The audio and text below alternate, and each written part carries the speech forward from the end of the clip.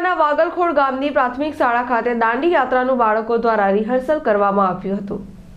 વાલિયાના વાગલખોડ ગામની પ્રાથમિક શાળા ખાતે એક બાળક ગાંધીજી બની, બાકીના બાળકો ગાંધીજીના દાંડી સૈનિકો બની અંગ્રેજોના મીઠાના કાયદાનો ભંગ કરવા સવિનય કાનૂન ભંગ માટે દાંડી યાત્રાનું રિહર્સલ કરી શાળામાં બનાવેલ મીઠાના અગરમાંથી મીઠું ઉપાડી અંગ્રેજોએ કરેલા મીઠાના કાયદાનો વિરોધ નોંધાવ્યો હતો।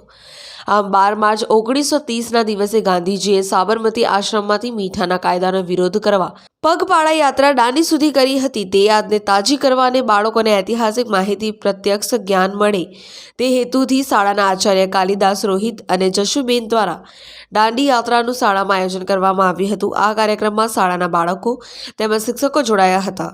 પિન્ટુ મોદી, જનસાક્ષી ન્યૂઝ, અંકલેશ્વર।